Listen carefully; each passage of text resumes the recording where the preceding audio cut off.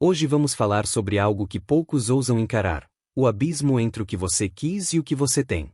Quantas vezes você disse "eu fiz do meu jeito", como se a liberdade fosse sempre vitória? E agora talvez você viva à sombra daquela vontade que te levou ao erro, à dor, à amargura.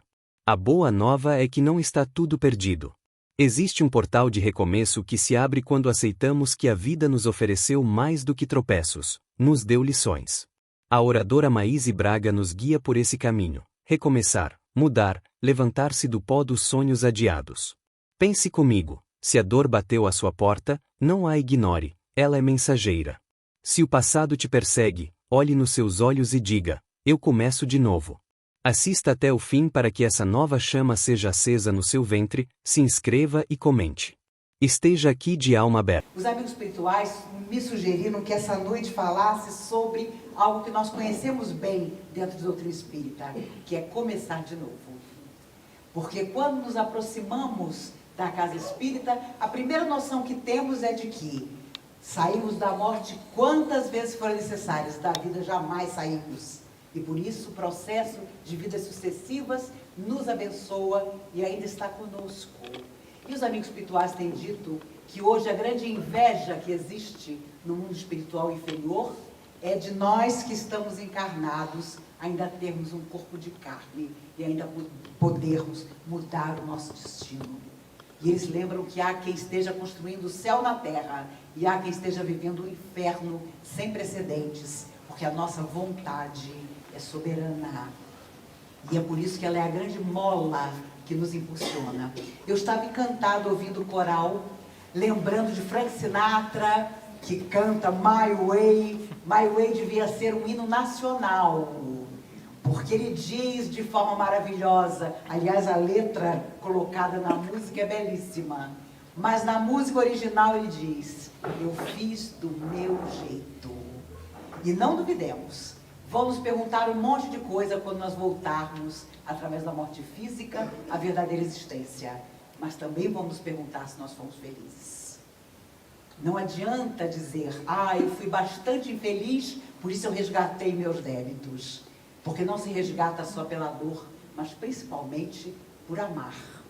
E aí aquela música maravilhosa de Vinícius de Moraes. E eu falei: gente, esse povo deve ter uma mediunidade, porque Vinícius de Moraes é o meu poeta favorito, sempre foi, desde garota. Um homem que começou muitas vezes, ele casou 9 vezes. E era um homem que tinha uma característica que todo homem devia ter: sabia ir embora da vida de uma mulher. A primeira mulher, Lídia, foi casada há 11 anos, um recorde. De todos os casamentos foi o que durou mais. Teve com ela 2 filhos.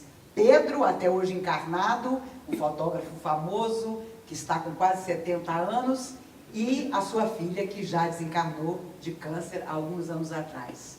Mas, quando ele foi embora da vida da primeira esposa, ele escreveu para se despedir: eu sei que vou te amar. E ali diz: por toda a minha vida eu vou te amar. E ele contou depois, quando os filhos já eram adultos, que muitas vezes ele quis voltar e bater na porta da primeira mulher, mas ele nunca teve coragem. E quando ele morreu, os filhos contaram a ela: olha, mãe, o papai um dia nos contou que várias vezes ele foi até o seu prédio, subiu, tentou bater na porta, mas alguma coisa o impediu.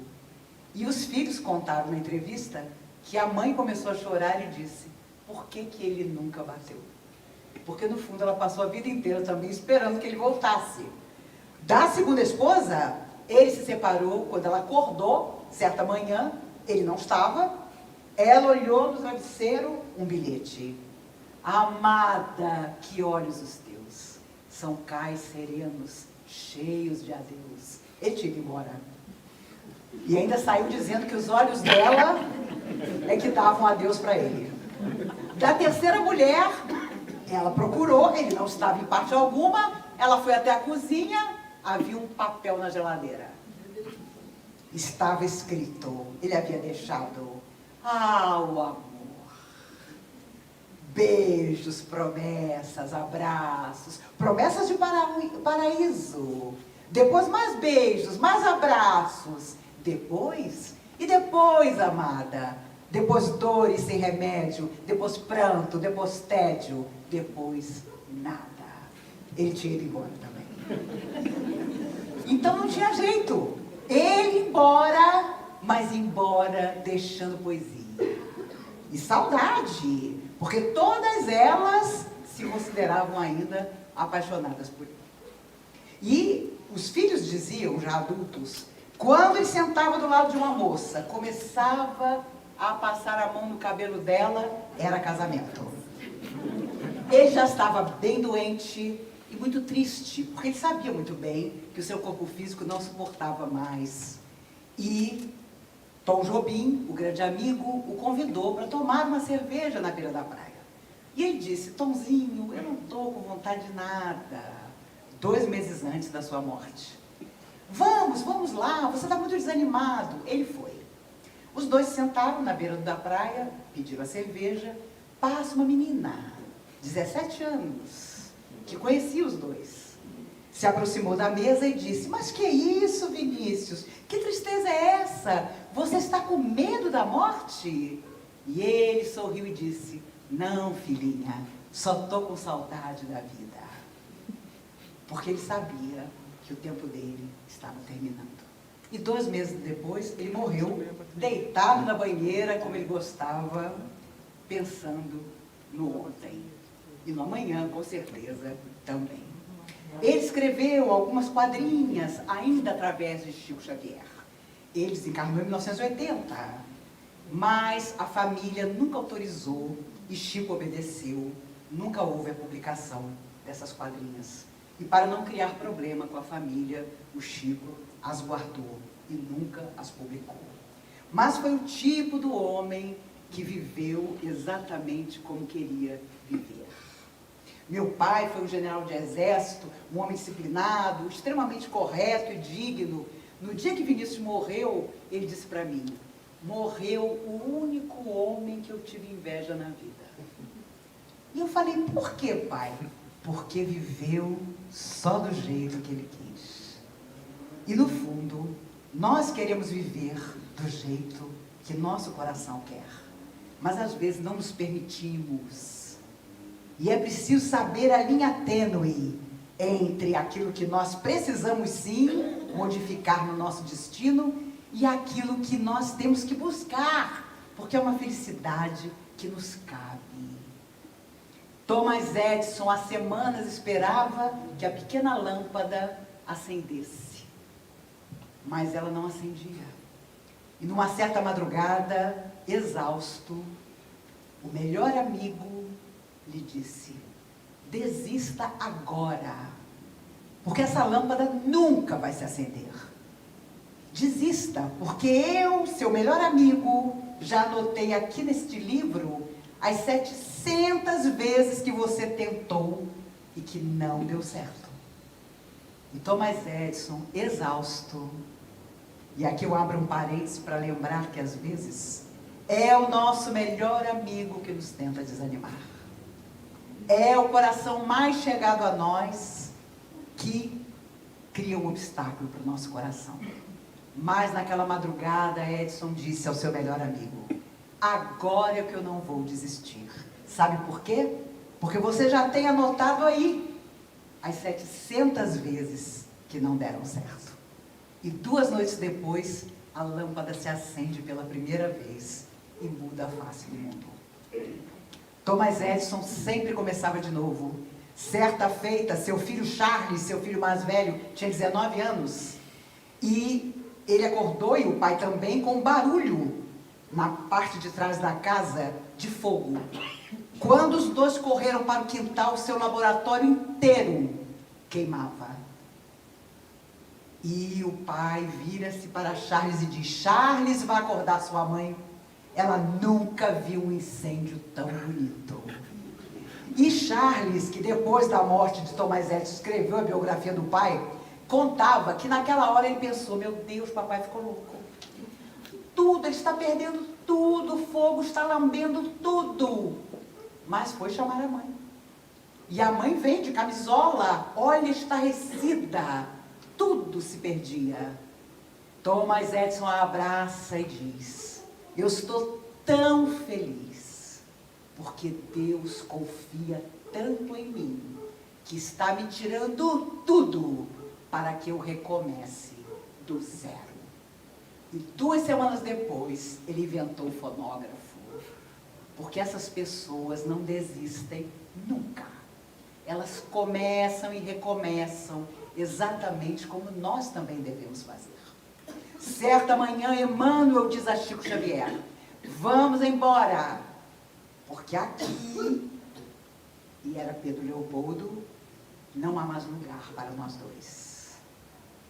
Os queridos amigos de Pedro Leopoldo, um pouco equivocados, achavam que Chico estava ficando famoso e resolveram fazer umas modificações no Centro Espírita Humilde. O chão já não era mais aquele chão simples. Tinham colocado ladrilhos, mas havia na parede uma placa: por favor, não vomite.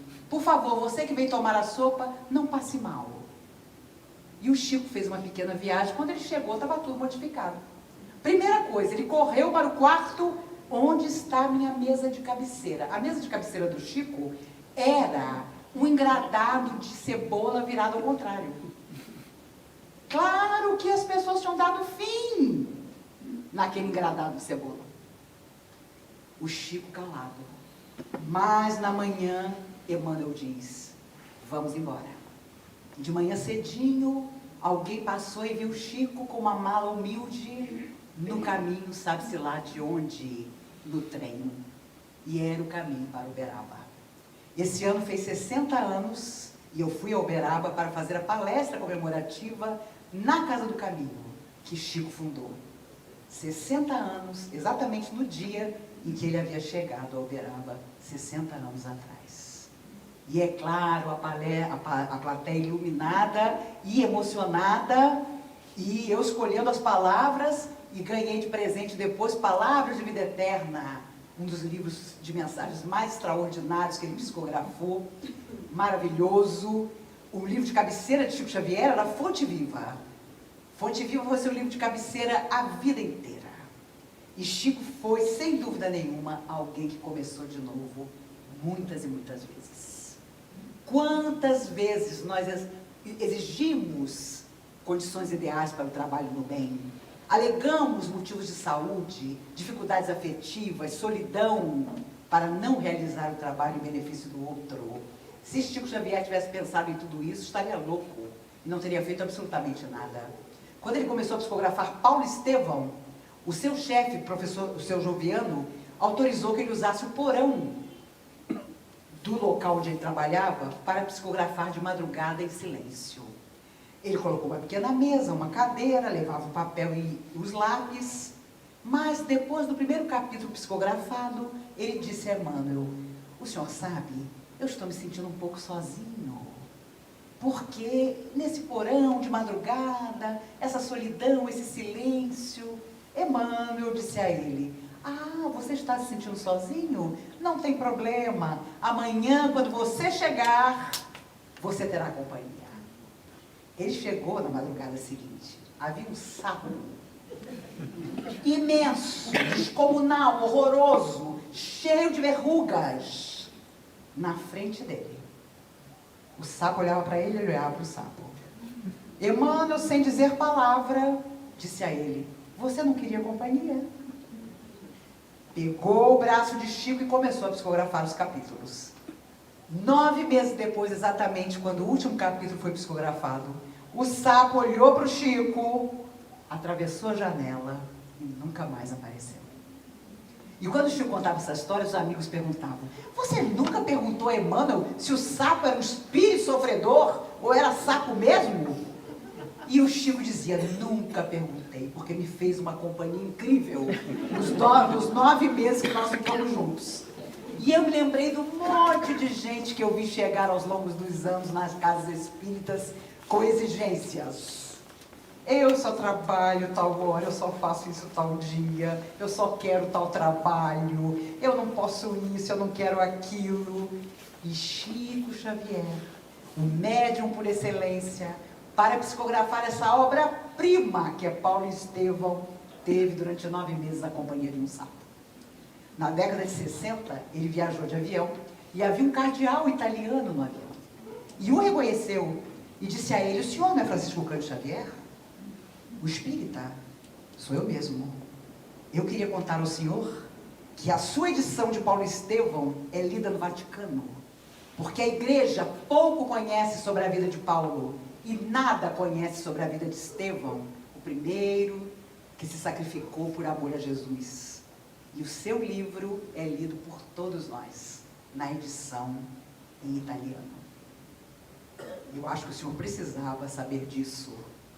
E é uma obra extraordinária, que devemos ler e reler. Há determinadas obras, como Memória de Suicida, essa obra magnífica, psicografada por Ivone Pereira, nunca foi tão atual como hoje, embora tenha sido psicografada em 27 e só lançada 30 anos depois, em 1957, porque ali está um mapa da espiritualidade sofredora. E nunca houve tanto suicídio no mundo como nos dias de hoje. A cada 99 minutos, 66 pessoas tiram a própria vida. Ano passado, em Brasília, foi um recorde de suicídios durante o ano. Desde crianças de 9 anos até idosos de 83. De todas as classes sociais, de todas as religiões. As pessoas estão fugindo da vida porque não têm coragem de recomeçar. Porque acham que Deus se esqueceu delas. E a doutrina espírita nunca foi tão importante como nos dias de hoje, porque ela nos fala dessa tranquilidade de quem tem muito mais do que a simples crença, de quem sabe. E todos nós sabemos. É preciso realmente, mais do que ter fé, saber, ter a absoluta convicção, porque só ela pode nos tornar verdadeiros trabalhadores, incansáveis trabalhadores, equilibrados trabalhadores. Um casal procurou Chico Xavier certa feita, o filho tinha perdido as 2 pernas, o menino tinha 11 anos. E os médicos diziam que a doença progressiva agora atingia os braços. E era preciso amputar os braços, o menino já não tinha as 2 pernas. O menino ficaria só com o tronco. E os médicos alertaram, ele vai viver só alguns meses depois disso. Os pais desesperados foram procurar o Chico. E o Chico não sabia como confortá-los. Emmanuel aparece e diz: diga aos pais que os médicos estão certos, porque eles moram numa fazenda, e quando não estão em casa, o menino com os cotovelos se arrasta para jogar-se no rio que corre atrás da fazenda. Ele matou-se nas últimas 10 encarnações. Nesta vida, ele não pode matar-se novamente. Tirem-lhe os braços. E Chico contou a história. Os pais obedeceram aos médicos. O menino viveu mais 4 meses, mas pela primeira vez, em mais de 1000 anos, saiu da terra sem cometer o suicídio. Muitas vezes nós não entendemos a dor do outro, mas se ela existe, é sempre lição. O problema é quando nós achamos que a dor é sinal de que Deus se esqueceu de nós e não aprendemos a lição. A dor voltará, até que possamos aprender. Mas os espíritos gostam de nos lembrar: amar é mais importante. Pelo amor também se aprende. Quando o amor não consegue nos ensinar, a dor aparece. Nós somos o passado em forma do presente. Somos hoje tudo que fizemos de nós em múltiplas vidas que já se foram. Mas mais do que nunca, nós precisamos, apesar de vivermos uma época tão difícil, começar novamente.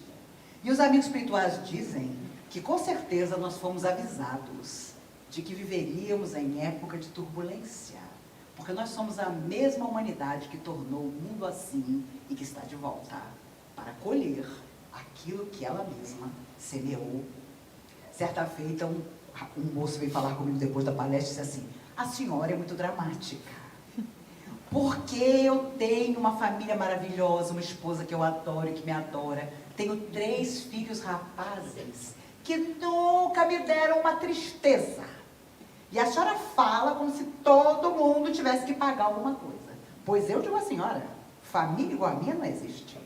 Somos harmonia em pessoa. A senhora precisa ver. Somos pai, mãe e 3 rapazes maravilhosos e felizes. Virou as costas e saiu. Um amigo espiritual bem-humorado que me acompanha disse para mim, ele aguarde as noras que ele vai ter.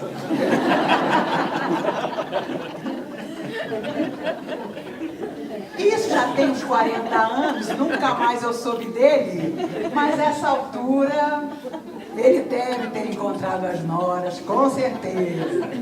Nós sempre temos o passado perto de nós.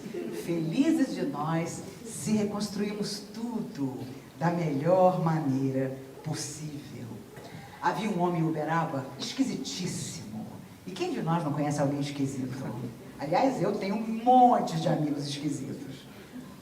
Era um homem muito esquisito. Uberaba inteira comentava sobre ele, ninguém gostava dele, ele morava meio afastado.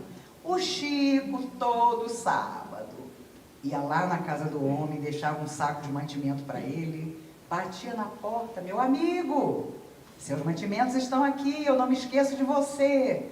O homem nem se dava ao trabalho de abrir a porta para agradecer ao Chico.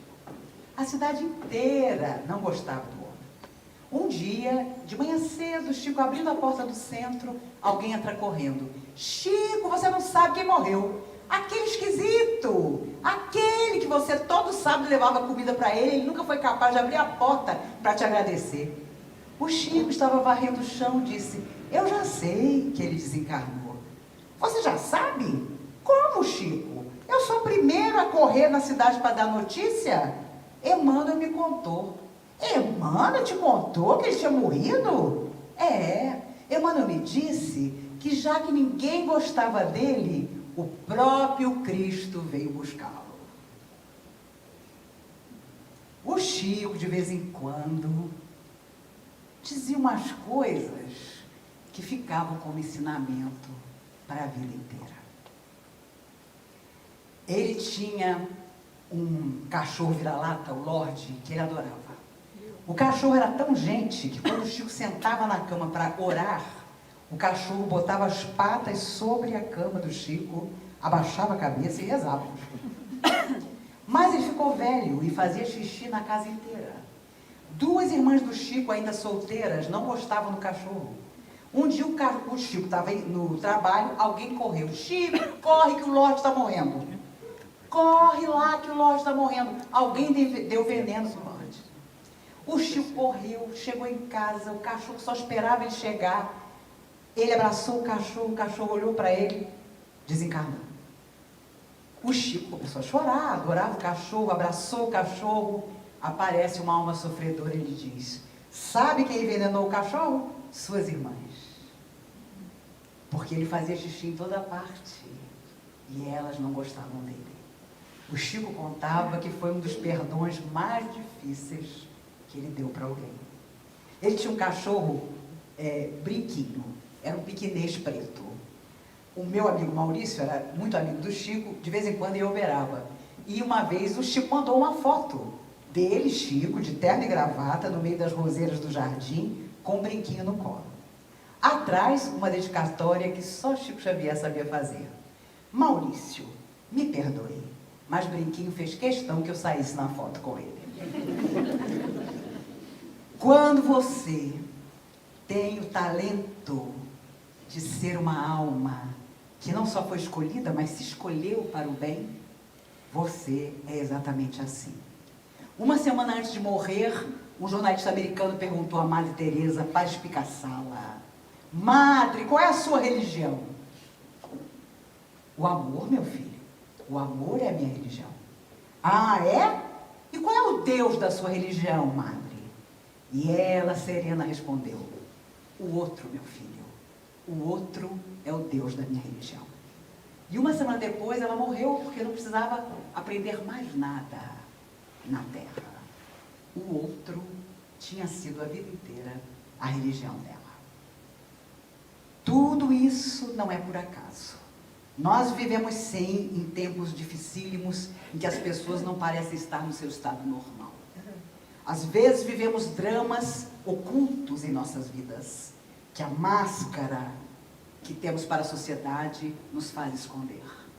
Mas sempre existe, no último instante, a solução para as nossas lutas. Sempre existe na última hora o socorro inesperado, porque a espiritualidade superior sabe que nós precisamos continuar avançando na estrada do bem. Certa feita, o Chico percebeu que toda vez que ele andava pela cidade, tinha um rapaz que fugia dele como o diabo da cruz. Se escondia atrás de uma lata de lixo, atrás de uma árvore, atrás de um poste. E o Chico começou a pensar, meu Deus, eu devo ter feito alguma coisa muito grave para esse moço. Mas eu não consigo me lembrar o que foi. Um dia, ele não teve dúvida, pegou o rapaz pelo braço e disse, meu filho, eu já reparei que quando nos cruzamos pela rua, você foge de mim. Me perdoe. Eu não sei o que foi que eu fiz para você. Me perdoe. O que quer que eu tenha feito, me perdoe. Não fuja mais de mim. O rapaz começou a chorar. Chico, eu falo mal de você pela cidade inteira. Nunca te contaram? Eu é que morro de vergonha de você. E o Chico, claro, foi pedir perdão, porque achava que ele é que estava devendo alguma coisa ao rapaz. Todas as vezes que uma prova nos surge, nunca é para a nossa derrota, mas na possibilidade do nosso aperfeiçoamento. Nós é que não sabemos encarar assim. Tinha um gato na rua do Chico que todo mundo detestava. O gato era tão terrível, desequilibrado, que corria atrás dos cachorros da rua. Um dia, obviamente, alguém resolveu dar fim no gato, envenenar o gato. E claro, o gato foi parar no jardim do Chico morrendo. Chico, aquele gato da rua, está morrendo no seu jardim. O Chico chegou, o gato estava desesperado. Tinham envenenado ele mesmo, ele estava numa dor horrível. O Chico olhou para ele e disse, é o seguinte, eu vou fazer um acordo com você. Eu vou te virar de cabeça para baixo, eu vou pedir aos espíritos para tirar esse veneno de você, mas você vai prometer para mim que você vai ser outro gato. O Chico virou ele de cabeça para baixo, claro, os espíritos amigos, usando a energia do Chico, o gato botou até o espírito para fora, viveu mais 17 anos. E nunca saiu do jardim do Chico. Onde o Chico ia, lá ia o gato. O Chico adorava passarinho. Todo dia depois do café, pegava o miolo do pão, colocava na janela para que os passarinhos de Uberaba viessem comer na janela dele. Um dia o gato, não teve dúvida, pegou um filhotinho desavisado, olhou para o Chico e mastigava o filhotinho, olhando para o Chico. O Chico ficou doido. Meu Deus do céu, como é que você fez uma coisa dessa? Ficou numa tristeza tamanha que passou 3 dias sem comer nada, só bebia água. A cozinheira, preocupadíssima, porque o Chico já era uma pessoa cheia de problemas de saúde, Uberaba inteira mandou passarinho para o Chico. Cada passarinho que chegava, ele piorava. Meu Deus, meus passarinhos não são de gaiola, são os passarinhos que vêm da rua para comer na minha janela. Aí que ele ficava triste mesmo. Mas ele tinha uma galinha cabidela que ele adorava. A empregada caprichou na receita, botou o prato na frente dele e disse assim, você vai comer, porque você está no 3º dia sem comer nada, você vai morrer. Ele provou. A galinha estava maravilhosa. Ele provou uma 2ª vez. Quando ele estava para fazer o 3º prato, aparece Emmanuel. Tá gostoso, Chico? Muito. O senhor não imagina, eu estava 3 dias sem comer. Ah, é? E qual é a diferença, meu filho, entre você e o gato? E pela primeira vez ele reparou que a fome tinha sido... Quando Emmanuel apareceu a Chico, ele tinha 17 anos, e ele disse a Chico, eu lhe faço uma proposta de 30 livros, ou uma família. Se você optar pelos livros, não terá família.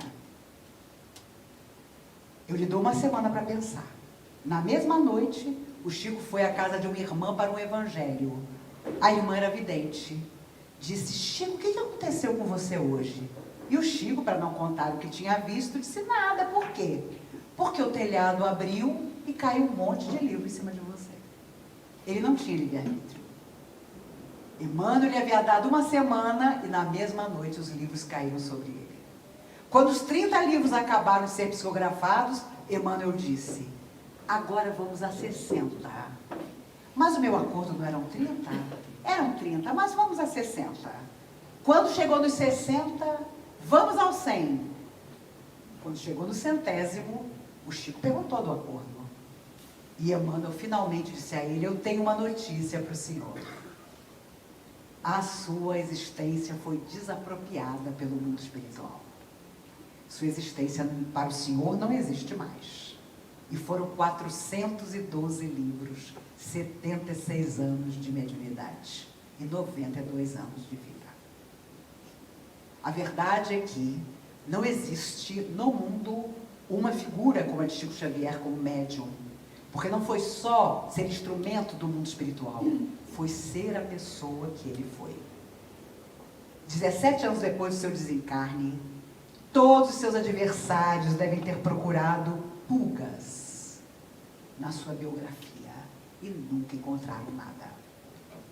Porque foi uma vida inteira dedicada simplesmente a fazer o bem e a começar de novo inúmeras vezes. Houve um grande ator, vocês todos são mais jovens do que eu, não vão lembrar, chamado Montgomery Clift. Um homem belíssimo, muito amigo de Elizabeth Taylor. E ele, quando ainda moço e no auge da carreira, sofreu um acidente de carro. E os vidros do carro dilaceraram seu rosto. Naquela época, a cirurgia plástica não era o que é hoje. E ele ficou com marcas terríveis no rosto. Ficou 2 anos internado no hospital, numa depressão absoluta, sem querer sair do hospital. E um dia a enfermeira disse: eu queria saber se o senhor aceitaria receber uma visita. O senhor está escondido aqui da sociedade há 2 anos. Não vai para casa, não recebe alta porque não quer. Mas tem um rapaz que todos os dias vem à porta do hospital para perguntar do senhor. E eu morro de pena dele. Porque ele vem diariamente, e eu nunca posso permitir que ele suba para lhe visitar, porque o senhor não deixa. E Montgomery Clift, irritado, disse: quem é esse rapaz? Olha, ele vem todo dia aqui, para lhe visitar sem conseguir. Um dia, Montgomery estava mais depressivo, disse à enfermeira: quando o rapaz chegar, mande que suba, eu quero conhecê-lo. Quando o jovem, belíssimo, entrou no quarto, Montgomery Clift se surpreendeu. Era um garoto. Chegou até ele e disse: eu vim lhe dizer que você vai levantar desta cama e vai retomar a sua carreira no cinema. Porque eu vim para essa cidade para estudar teatro, porque eu quero ser igual a você. Saia dessa tristeza, comece de novo, deixe essa desilusão. Mesmo com o rosto marcado, o seu talento permanece. Seja de novo o ator que você sempre foi. E saiu. Nem preciso dizer a vocês que Montgomery pede alta dos médicos e ainda viveu alguns anos fazendo bons filmes, mas ele estava viciado nos remédios que lhe tiravam a dor e acabou desencarnando assim. O jovem que naquele dia o tirou daquela cama e lhe falou do sonho que tinha de imitá-lo, era Marlon Brando, o maior ator do século XX, que foi até lá e disse: saia dessa cama. E, no entanto, Marlon Brando seria muito maior do que ele. Mas naquele dia, ele conseguiu convencer Montgomery Clift a começar de novo. As pessoas dizem: eu amo cinema. E as pessoas dizem: Maíse, Marlon Brando foi um ótimo ator. Eu digo: Marlon Brando não foi um ator, foi um Deus. Quando ele aparecia na tela, todas as câmeras se apaixonavam por ele. Todos os filtros se apaixonavam por ele. E o seu canto de cisne foi o poderoso chefão. E foi um homem que morreu, imenso de gordo, num quarto de sala alugado em Nova York, aos 82 anos, sem acreditar em si mesmo. Ele que havia tirado Montgomery Clift tantos anos antes da sua tristeza, mergulhou na própria tristeza, sem nunca conseguir sair dela. Não percebera o quanto ele era tão genial, ou mais genial, que Montgomery Clift. Conversando com Divaldo Pereira Franco, o Tribuno Espírita, sobre cinema, descobrimos que tínhamos a mesma admiração por Bette Davis, uma mulher feia para os padrões de Hollywood, mas extraordinária como atriz. Quem nunca assistiu A Malvada não viveu. É um filme extraordinário, da década de 40. E eu dei para o Divaldo de presente um caderno que eu consegui numa livraria de anotações com a Bette Davis na capa, descendo uma escada. E o Divaldo, meu Deus, você lembrou que eu sou apaixonado por ela. E abraçou o caderno, e aí conversavam sobre Bette Davis. Eu falei, Divaldo, você é um ser muito espiritualizado, mas eu tenho como diretriz da minha vida uma frase da Bette Davis que eu amo. E ele logo disse, me conte que frase é essa. Ela dizia, eu sou boa no que faço, tenho até inimigos para provar. E não é verdade? Aqui entre nós, quando você é bom de verdade em alguma coisa, meu Deus do céu, as pessoas não te perdoam. Não te perdoam, não se iluda. As pessoas não te perdoam, sabe? E você tem que entender isso. É uma limitação do outro. E o outro, às vezes, pode ser alguém extremamente caro ao nosso coração. Mas é uma alma independente da nossa. Mesmo que seja nosso filho, que tenha nascido de nós. Mas é alguém que tem as suas próprias escolhas. E muitas vezes não entende as nossas escolhas. Mesmo aí, é hora de recomeçar.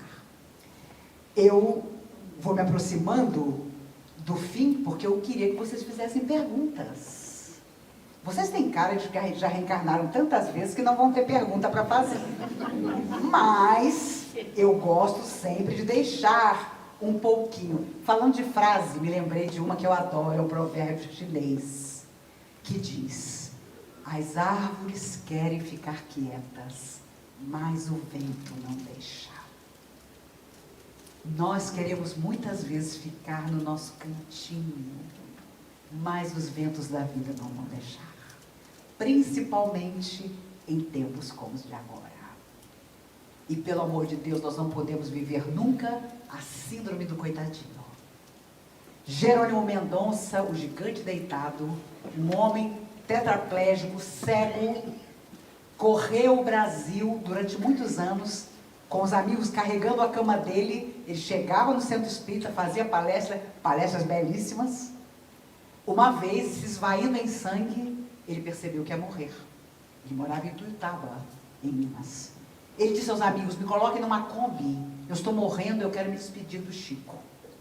Quando ele chegou no centro do Chico, entra aquela cama, os lençóis tinham sido trocados várias vezes durante a viagem, ele estava se esvaindo. Ele se aproximou, a cama colocada perto do Chico, a fila parou. Chico, eu vim me despedir que eu estou morrendo. Para a surpresa do Jerônimo, o Chico virou e disse assim, é mesmo, Jerônimo, você está morrendo mesmo. Ele quase desmaiou na própria cama. Meu Deus, está vendo? Falou para os amigos, eu estou morrendo mesmo, o Chico está dizendo que eu estou morrendo. Meu filho, disse o Chico, você está morrendo da pior doença que existe. Ora, ele não se movia do pescoço para baixo, era cego. Qual seria a doença? Você está morrendo da síndrome do coitadinho. Todo mundo que te vê nessa cama diz, coitadinho do Jerônimo. E você acredita. Coitadinho do Jerônimo é cego. E você acredita. Jerônimo saiu dali jurando que nunca mais viveria a síndrome do coitadinho. E viveu fazendo palestra por mais 32 anos. E olha, essa síndrome do coitadinho não é fácil. Porque as pessoas nos dizem que nós somos os coitadinhos e a gente acredita que é uma beleza. E aí você fica completamente paralisada. no cantinho, vivendo a síndrome do coitadinho. E nós não podemos deixar que isso ocorra conosco. Um professor de química chama os pais de um menino de 9 anos ao colégio e diz: eu lhe chamei porque eu quero aconselhar-lhes a tirar o seu filho da escola. Seu filho é um caso perdido. Eu, como professor de química, posso dizer, ele é péssimo. Tire seu filho da escola, é dinheiro jogado na lua. Os pais humilhados, porque o professor acabou com o menino. O menino só tinha 9 anos e saiu dali carregado pelos pais em sofrimento. Nem preciso contar a vocês que o menino era Albert Einstein. Um dos maiores gênios que o mundo conheceu. E aos 9 anos o professor disse: seu filho é um caso perdido. Se nós pensarmos na opinião dos outros ao nosso respeito para comandar nossa vida, quem estará perdido seremos nós. Tenhamos o nosso coração como fiel da balança de nossa alma. E a nossa consciência esteja tranquila. Não por acaso, quando Kardec pergunta aos espíritos onde estão gravadas as leis de Deus, os espíritos respondem: na consciência. Não importa a religião, não importa que você não tenha religião nenhuma, a sua consciência ali está. E é ela que fala conosco ao longo da vida, mesmo que nós queiramos abafá-la. É ela que nos aguarda para gritar o que fomos um dia na verdadeira pátria. Nem preciso dizer que para todos nós cabe, para começar de novo, também a tarefa atual, e que é de todos os nossos corações, de combater a tristeza, a depressão, a melancolia que vem invadindo o coração das pessoas. O desânimo. Jovens de 11 anos, crianças, cujos pais e avós nos procuram depois da palestra para dizer não saber mais o que fazer, porque eles querem fugir da vida, quem nem começou ainda a viver. É uma epidemia e nós precisamos ter olhos, ouvidos, coração atentos para ajudar da melhor maneira possível. Antes que vocês me cubram de perguntas, estou tentando tudo para ver se eles fazem pergunta mesmo. Eu me recordo de um menino de 8 anos que todo final de semana na garagem da sua casa pintava ao lado do pai. O pai era um pintor de final de semana, um diletante e muito cruel com esse filho. O menino pintava, o pai pintava, olhava para os desenhos do menino e dizia para o filho: não sei como és pior, se com tinta, se com crayon, se com lápis. A mãe do menino, uma espanhola extraordinária, ouvia o que o pai fazia com o garoto, chamava o menino, o abraçava e dizia: não te preocupes com o que diz teu pai. Eu tenho certeza que se fores para a política, serás presidente do nosso país. Se fores para a medicina, um médico extraordinário. Se fores para a ciência, descobrirás a cura de uma grave enfermidade. Eu tenho certeza. Muitos anos depois, saudoso da mãe na porta de sua casa, este ontem menino, hoje um idoso, falando aos repórteres, olhou para o infinito e disse: eu quis apenas pintar e me tornei Pablo Picasso. O maior pintor do século XX tinha um pai horroroso que o massacrava. Não sei como és pior. Porque no fundo via que aos 8 anos o filho tinha muito mais talento do que ele. E a autoestima de Picasso tornou-se tão impressionante que cada mulher que o deixava, elas iam embora de mala pela rua e ele corria atrás dela dizendo: mas você vai me deixar? Ninguém deixa Picasso. E 2 se suicidaram depois de tê-lo deixado. Ele morreu com mais de 90 anos, mas dizia isso, que tinha começado de novo, superando o próprio pai, que não acreditava nele, e que sabia tanto do seu talento, que tentava inferiorizá-lo.